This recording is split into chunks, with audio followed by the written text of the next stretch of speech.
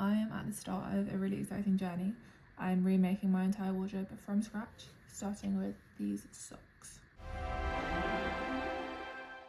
Why am I doing this? Basically, I found that clothing quality, and I don't think I'm alone in this, has gone down in recent years. Everything I have is either wearing out really quickly, doesn't fit, or it's breaking, so both. Yeah, I bought some jeans last year in June, and by August they were ripping. Yeah, not ideal. And so basically I want to make my wardrobe piece by piece from scratch. I want to do it over quite a long amount of time. There's no rush. I'm definitely going to like slow fashion and stuff, and I just want something that I'm going to really wear, things that I'm going to wear. I've knit a few sweaters before. I made a video of everything I knit in 2024 and that was fun, but I don't really get a lot of wear out of it. I think I made my first scrap yarn jumper, which was really fun, and then I'm like, it's like such a statement piece that I don't really know when to wear it. I used to wear it when I was teaching, and I was like kooky art teacher, which was fun. I was teaching music, but it doesn't really feel like me. I've also knit a cable knit jumper that I've lost, so that's where we're at with those things. And I'm thinking of doing a bit more effort into what kind of materials I'm using. I'll get into the sock in a bit, but this is the first time that I've used a yarn that like I really enjoy, and it smells fantastic. I didn't realise that I could really enjoy sort of like the natural fibres smell as well. So I am giving myself 5 years, which is ages, but I'm going to be documenting it all on here. I've already started doing a few live streams, which have been really fun. I'm just knitting on the live streams and chatting to people about what they're making. So yeah, do let me know what you're making. So project 1 was these socks. I wanted to see if I could knit a sock in 24 hours. I couldn't, and it is quite a lot of knitting. Here it is, said sock. The ribbing being at the top, it's really made me want to knit something with a big ribbed neck, because I just love the little, hold the sock up like that. It's adorable.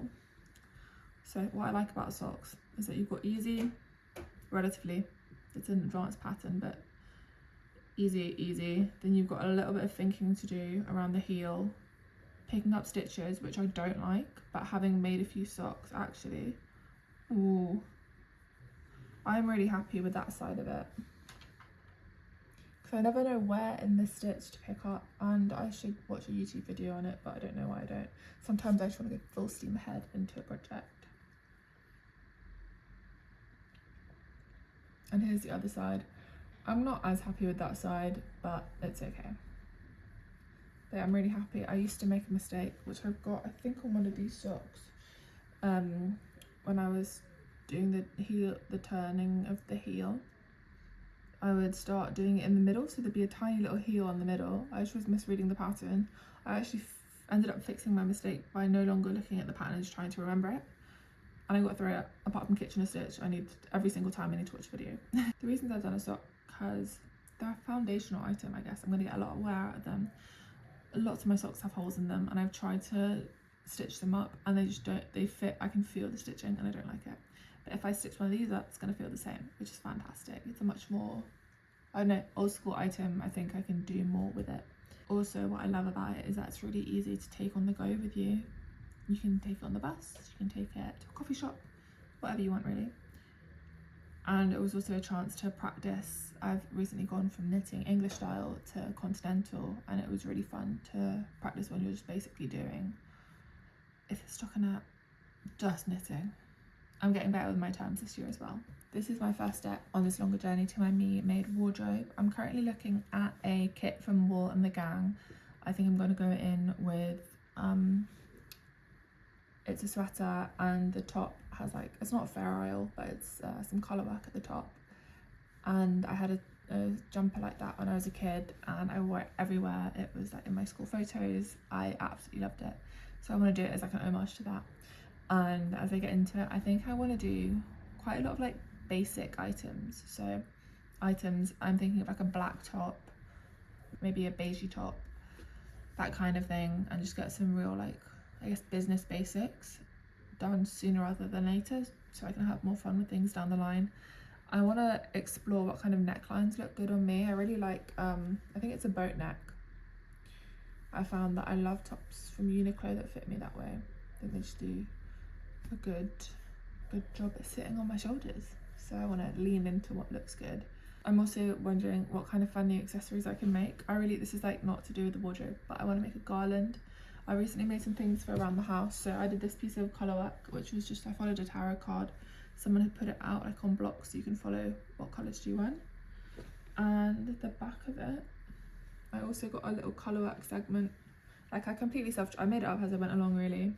After watching a made in the moment video of how to do colourwork, this was the second thing I did. And this was just a repeating thing of about 18 stitches. Most did it over and over again. I think this one, a pattern like this where you've got a little repeating thing could look really cute at like the hem of a top.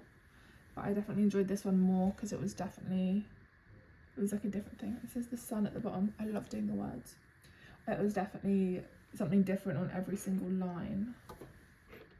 Because I was only knitting English, I don't know if anyone knows how to, got that set up on my little speaker. If anyone knows, I was like twisting the strings a lot, so I was having to unwind it every row, which is definitely something that I could probably work around if I had more technique. So this is what we're doing as well. I really want to upskill everything so I can feel better about when I want to give someone a project as a present. I'm confident it's lovely. So another thing I've started doing, I was talking about it a bit earlier, is about going live with my projects. I haven't found an exact schedule that works for me yet, but I'm just sort of going live in the evenings for the UK between like 9 and 11 p.m. just when I'm chilling, knitting. If anyone wants to join, it's a lot of fun. I've had a few people on both live streams that I've done so far, and it's just a fun space to hang out and chat about and yap about knitting. If anyone is a little bit further into their own journey of making a lot of items with a specific goal, like getting a lot of wear out of them, I'd love to hear any tips, tricks, whatever. Drop them in the comments. And yeah, I'm going to be doing more project vlogs and sort of looking at my inspirations as well, because I love more kind of like whimsigoth, hippie, finding that on Pinterest. I love those kinds of patterns and sort of like mandala type vibes, mandala type things. So yeah, that's what I enjoy. So yeah, please join me on a live stream if you want to come and hang out and have a knit. So if you'd like to follow this journey, please consider liking, subscribing, sharing the video, all that good stuff. And yeah, I would love to do giveaways of what I'm doing, of little projects like these. I don't know if that's something people would like. I love a handmade gift, but I also make them, so I think I'm coming at it a little bit biased. But yeah, here's the first part of my me-made wardrobe. Let's see how far we can get.